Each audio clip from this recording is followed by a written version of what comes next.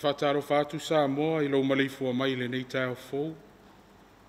Ile lo famale anga le le tua. Au te vala watu mal falo alo o maia o la tatu Tapuaiga i le tua.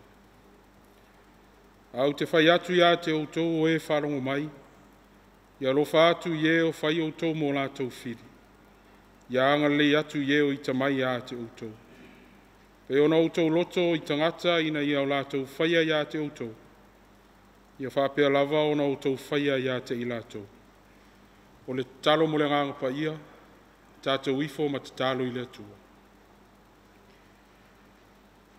Le tua pa i ae, le tua o le ola, le tua alofa lava la wafio.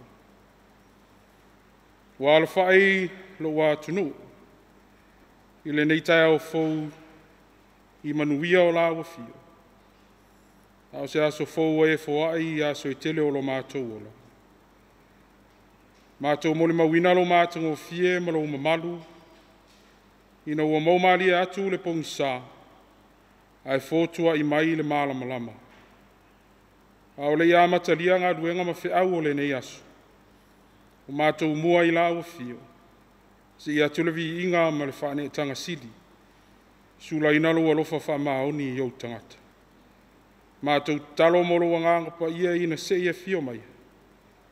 Baptiso ina ma tau tolo ina au tangata. Ina i o mātou tāpua i whaatasi atuai i le ava ma le wha maoni lava. Ma ia i wai mea uma i le wha silisilina o lo lavavi i ngai whavau. O mātou talo, e alatu i le suafa malu Yesu ke riso o lo mātou ali i ma lo mātou whaola. Amene. O le whaitawina o le tusi pa ia, tusi filfilia mo i tātou i le nei Taeao. Maua mailea i le evangelia Yesu ke riso on whamawina e Luka, i lona matau po e ono. A lona whaiu po e luas fulu ma le fitu. Se ia whangata mai le whaiu po e tolus fulu ma le tasi. Whaafunga maia, o awhionga pa ia alo tātou tua. Au te whai atu ia te outou o e whaalongo mai. Ia alofa atu ie o whai outou mo lātou fili. Ia angale atu ie i ta mai a te outou. Ia outou whamanu ia atu ie whetu mai a te outou. Ia outou talo foi mo e tua i fua mai a te outou. O le po ia te oi le tasi ala whau.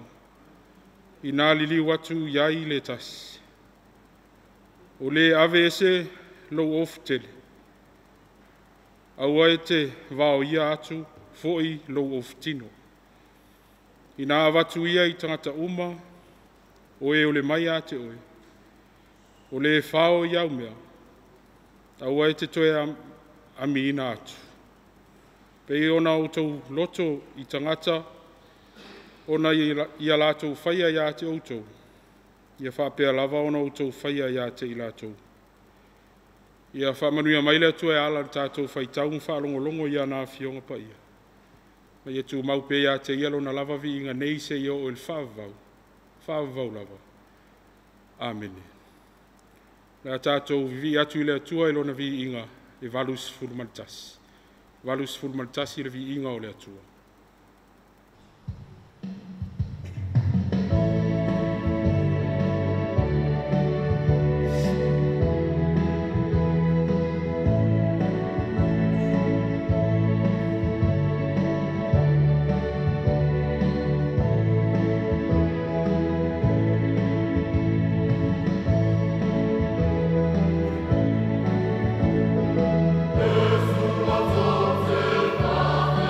Oh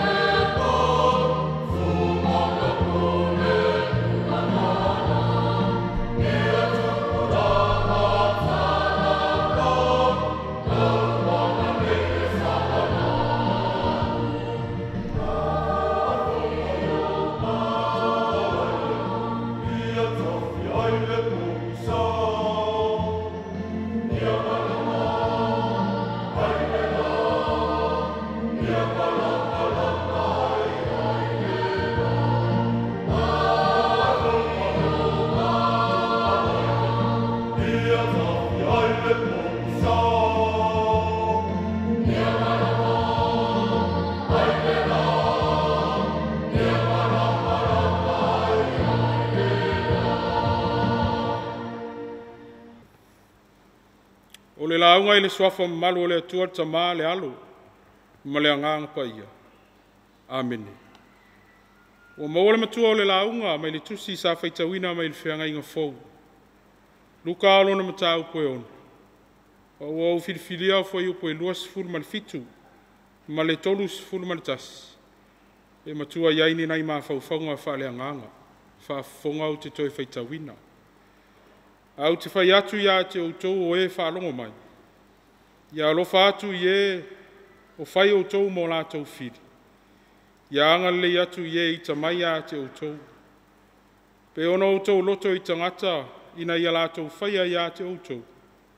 Ia whapea lava ona outou faia ia te i latou.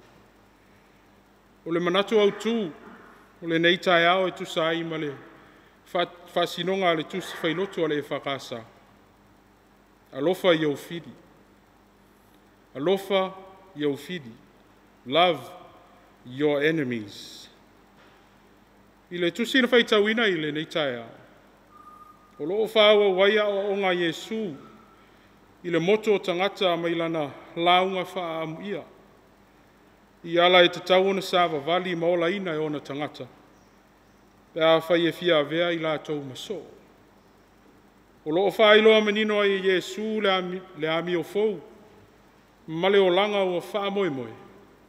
E wha vaelea i le alofa muti vale o le atua. E ta iwa moli maunisi o lau su e tuspa ia. Se tasi leo o onga whainga tā. Tu ina mai e Yesu e ola i ona tangata. A wā fua iai whale tangata. Pe wha pe whea ona alofa atu. I se o whaasanga tauma. E wha pe whea ona alofa atu.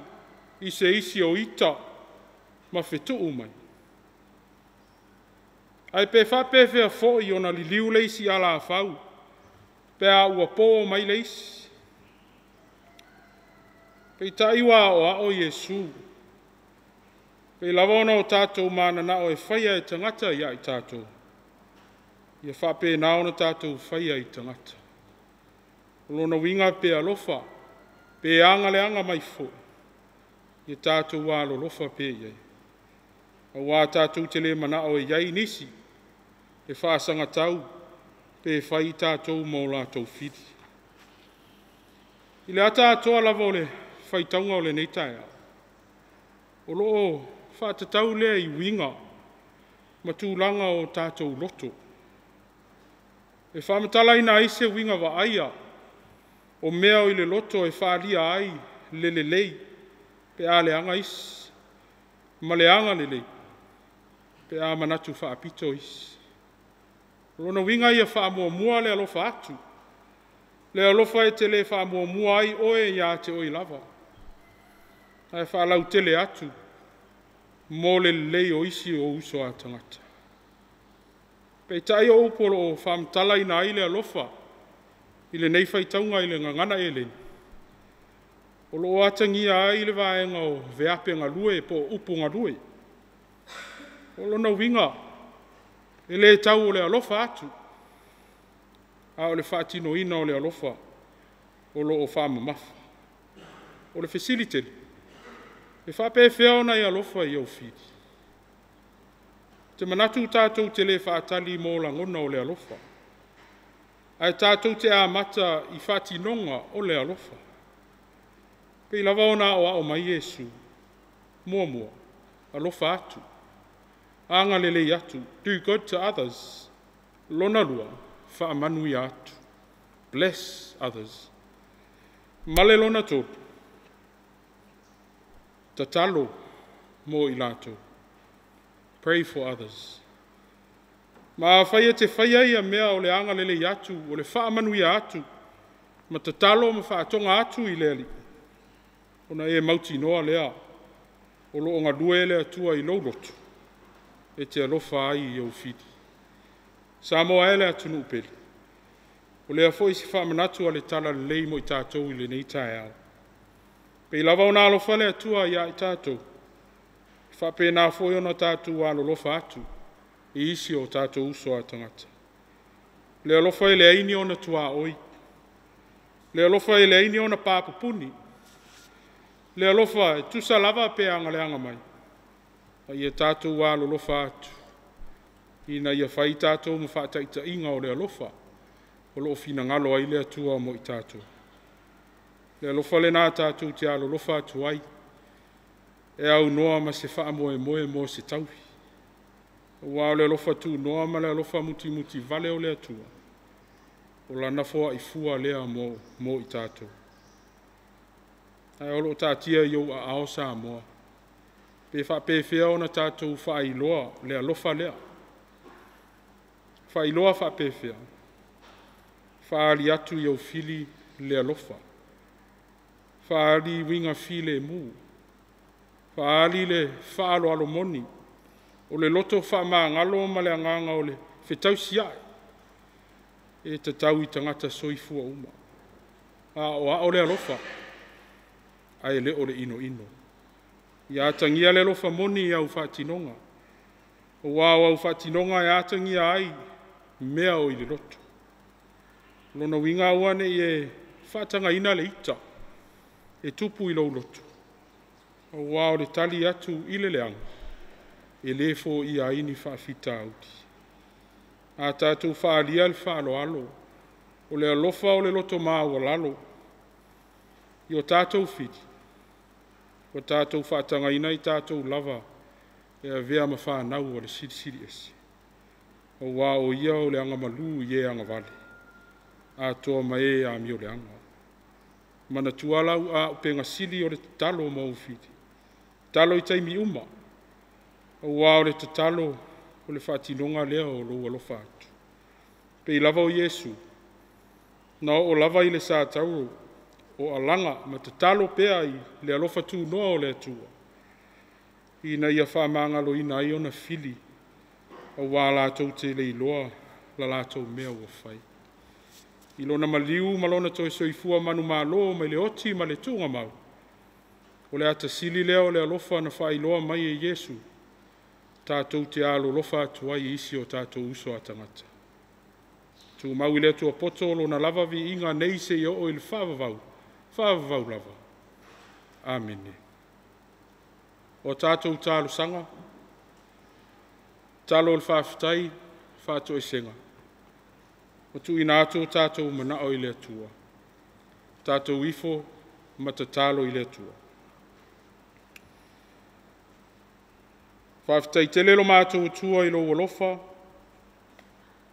Ua mātou maua ile nei Taeao fou. Tuana i atu ulpongi sa o mātou malolo ai. Sa whaangalo i mātou la u fio peitai. Lea ua e toi whawhangu i mātou i lo walofa tūnoa. Whawhitai ua mātou au lia maile nei aso fou. E ala lea i lo walofa tau si mai. Vi ia lo wanga le lei lo mātou tua. A wā ua tele lava lo walofa mo i mātou. Whawhitai a wā ua lei lava si tala vale e whapole ina i o mātou tangata. Ia sanga vi ia i pea la ua fio. Whawhitai ono lau whaasoa. I so o seala i tino ma whau umelenga. O ma whai e ona wha tino ti ute. Ma tofi ese o e wala wina ilo mātou. Whamanu ina la o fio ona o lau tusipa ia. Whaatonu wholau ai pea la mātou sa waringa whaale whaatuatua. Whawhitai ona o ngā luenga mana alu lava ngā angapa ia.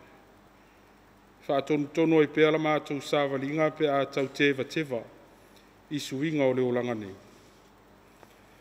Siri la mātou whawhitai. Tau langa tō ngiola na e tāpena ina. E ala lea i leo foina o le soifua ato o tōlo wāru pelo Yesu. Mo i mātou le atunu uanga sala. Tu mau i la o fio le vi inga ma le whane tanga umalawa. Ne ise i o i le whawawau. Le tua mi o tō nue. O i mātou lava o tangata le ato o toa i lau si le whangaati. Mātou tau tino i o mātou lava. O i mātou lava o se atunu ue tumu i le angasala. Whamangalo i mātou o wao o se atunu ue fitoto ai. Ina ua mātou le maua le ola whealofani ma le whewhuri tua ai. Ua whātumutumu lima o na whātino o mātou tiute. tiu te whare malo, o tiu te whare kalesia, o tiu te wha mātua I whanau, a toa I fo I ma whanau I mātua mai. Wha māngalo I mātou ono le, tō sinango fie pea o mātou loto, I tu ina nau le ro langa nei. Lea tuae, a vele toto tāu o Yesu, whamlingi ina I le sātau, sau ina I o mātou tangata angasala. O mai pea la o fio ina I o mātou I loa na fuli tua I le leanga, ai loto atu I la o fio. Lea tua o manuia, mātou te talo mo au whamanuianga I si o mātou atu nuu nei. Talo ia iai au whamanuianga I ona taitai. Se ia o lava ina ia mātou whanau. Whamanuia la o fio I la vasinga ma whaataunga o le nei asu. Ina ia iu, hai mea uma I lo lava file mo. Pui lo mātou ola.